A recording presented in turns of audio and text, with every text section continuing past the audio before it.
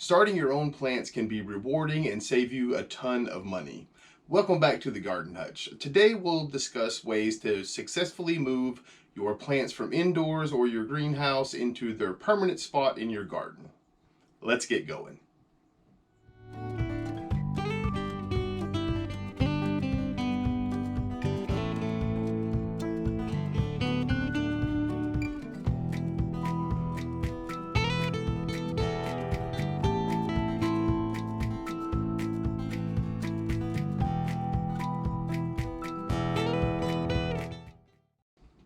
So the idea behind starting your seeds indoors is pretty simple actually.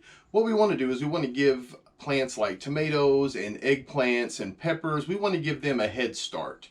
If you wait until the frost has passed and then you start these plants from a seed outside, by the time they get tall enough and secure enough to start putting off fruit, you've wasted a lot of your summer, and so you're not going to get near the production that you would if you started them early. So that's why you see a lot of people start their tomato plants, their pepper plants in mid-February, early February, right around there, is so that we have more time in the summer to actually enjoy the fruits of our labor, to use the pun. For a frame of reference, I'm going to show you all now our indoor greenhouse so you kind of have an idea of how we start our plants before we move forward. So this is our indoor setup. As you can see, we have a multi-tiered indoor greenhouse here. We just have it next to a south-facing wall. We leave these lights on 24 hours whenever we have plants in here. It just so happens it's full right now because we had a frost last night. So what we'll be doing is we're going to take these outside today.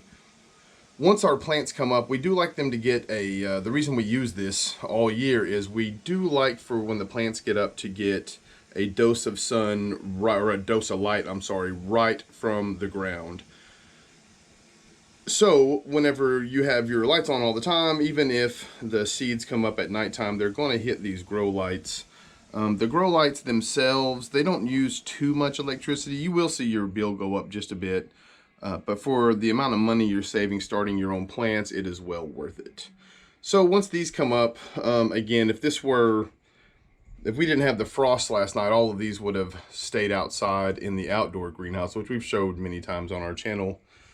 But this is just to give you an idea of what our indoor system looks like. One last thing I wanted to touch on real fast before we move off of the indoor greenhouse. Our greenhouse, again, it faces south and it gets 6 to 8 hours worth of light. We also have the artificial light in there just to make sure that it gets light 24 hours a day during the plant's first, week or so, just to make sure that it has a nice stable place to start from. If you do not have a window that gets 6 to 8 hours, it's going to be bad for your plants. The reason why is you've heard the term leggy. When the plant first comes up, if it doesn't have direct sunlight for 6 to 8 hours, it's going to try to find that sunlight. And so it's going to grow real fast and the base of it will be real thin. And what ends up happening when the true leaves come on it for the first time, it's way too top heavy, your plant falls over and breaks. So just make sure if you are starting your stuff indoors that it has a sufficient amount of sunlight to prevent that from happening. It's a very frustrating situation when you put all the time and effort into your plants. They get all leggy, they fall over and die, and you've just wasted a lot of time. So just do yourself a favor, make sure you pick the right window, and if you don't, that's okay. You can put it in the window in the evening time, move it outside into a protected area so it doesn't get exposed to the elements, and it'll have pretty much the same effect as a nice sunny window. The next thing I would like to discuss is why we go through the process of hardening our plants off. The reason is when we start our plants in the greenhouse, indoors, or the outdoor greenhouse, those greenhouses provide more humidity than they would get out in the elements. Plants love the humidity, but they get used to that, right? So they're going to start their, from seed all the way up until the end of April for these plants specifically. They're going to be in a controlled environment where we control the humidity. The greenhouse also has artificial warmer temperatures. When the doors are closed outside in the greenhouse, the sunlight comes through it.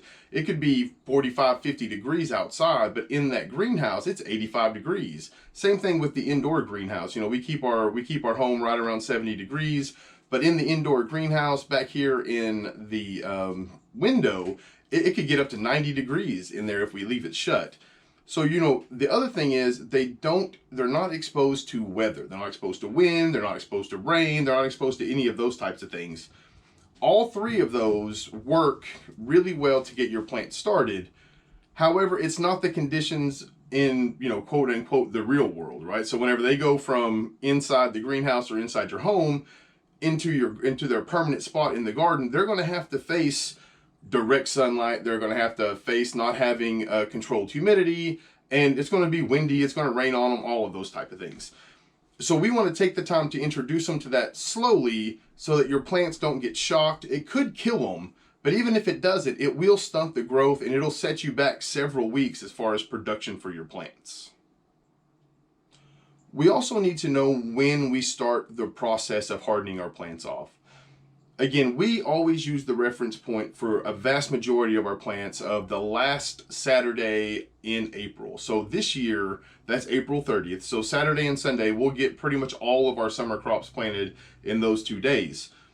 So what we do is, just like we did when we started the seeds, we want to count backwards. I like to give myself 2 full weeks to go through the hardening off process. So that means on the 19th of April for us is when we're going to begin the hardening off process. For example, we put cabbages out earlier, and you do the same thing when you do your cabbages or your kale. You want to harden those off as well. And we started 2 weeks before we put them in the garden doing the same thing. So why we've covered that. We discussed when, right? We want to count backwards from the day we want them in there, and we want to start 2 weeks in advance. So the next thing we're going to discuss is how do we harden our plants off? This is something that you gradually work your plants into. It's not overly complicated. The whole process itself is actually really simple. Depending on how many plants you have, though, it can be time consuming. Because when you start off, it's a really short amount of time. So let's just begin there. The first time on the 19th, if the weather's permitting, what I like to do is at 8 o'clock in the morning, I'll take all of my plants and I'll sit them out in sunshine. The reason I do it early morning is because I do not want our plants to get direct midday sun for their first exposure to sunshine. I like them to get the more gentle early morning sun. So what I'll do is 8 o'clock, I'll take everything out and I'll put it just in one of my raised beds in the containers that they're in. I'll usually water them right before I do that so that the water can kind of drain into whatever bed I put them into. And then I'll just set a timer for 2 hours. Have that gentle morning sun. 2 hours later, I'll go out, take everything up, and I'll put it right back in the outdoor greenhouse. If you're doing inside, you can just bring them right back in. And I'll do that for 3 days. I won't increase the time. A lot of people like to do, 2 hours one day, the next day 3 hours, the next day 4 hours. What I like to do is I like to do 3 days with just the gentle morning. And you don't have to water them every time. You don't want to overwater. Just kind of look at at the soil of your plant and decide if you need to. It's just a good time to do it beforehand if you're going to water that day. Okay, so day 1, 2 hours in the morning. Day 2, 2 hours in the morning. Day 3, 3 hours or 2 hours in the morning. And from there, what we want to do is we want to add an hour every day. I also like to, after those 3 days, I also, for the next 3-hour session, I like to do it from 10 to 1, so it gets more of the noonday sun. It's going to get a lot of direct sunshine. It's only going to be 3 hours, and it's going to be its first exposure to that more direct sunlight. So when you start getting into that, it's imperative that you do set a timer. You make sure that you have time to do it. Don't get distracted by something else. And just get the plants the 3 hours they need and then back into the greenhouse or the controlled environment. From there on out, after that first day of being exposed for 3 hours to the noon, I go back to my 8-hour regiment and I'll do 4 hours. So it'll be 8 to noon, 8 to 1, 8 to 2, etc., etc. The other thing that I would note on this is if you have a windy day, if it's not too much, like let's say as long as it doesn't get over like 25 miles an hour or so, leave your plants in there. They need to start getting exposed to the elements. Wind specifically, especially here in 7B, we get a lot of thunderstorms. So wind is a big deal. We tie them up and that sort of stuff, but you still want your plants to be strong at the base. And that's what exposing them to wind does. You know, it'll blow them around a little bit, but what that's going to do is it's going to actually make the stem, the bottom part of your tomatoes and peppers and such, it's going to make them a lot stronger. Also, they're not going to be exposed to it for near as long, so they'll have a recovery time in the greenhouse. So just a real quick review, days 1 through 3, 2 hours in the morning. Day 4, we do 3 hours in the middle of the day. Every day after that, we add on to that 3 hours, 4 hours, 5 hours, 6 hours for that 2 weeks right up until then. In a perfect world, what'll happen is it'll have, from morning to dark, and it'll just be spending the overnights in the greenhouse, hopefully going up to the 30th. And that'll make sure that these guys are ready to go. It'll make sure that whenever you do transplant them, they don't have a large shock. They kind of have the idea of they've been exposed to the daytime elements. In our greenhouse, with it being outside, they get pretty close to the lows that we have, right? So we brought them in last night because it got down to 27 degrees in our area, and that would have killed our peppers and tomatoes. But if it's, 40 degrees or higher, we leave them out in the greenhouse, and the greenhouse will get, 41, 42 degrees. So that's probably the lows that they're going to experience whenever we put them out on April 30th anyway. So by that point, if you follow these directions, whenever the time comes to put your summer plants in the ground, they'll be fully acclimated. The root systems, the leaves won't get the shock of the elements, and you'll be a lot more successful in your garden a lot earlier than if you didn't follow this method. Well, as always, I just want to say thank you to all of you who have made it this far into the video. If you have not, please consider subscribing to the channel. You can hit the little bell icon. YouTube will notify you when we upload new content. If you enjoyed this video, consider giving it a like. Until next time, I hope you folks take care of yourselves. Peace.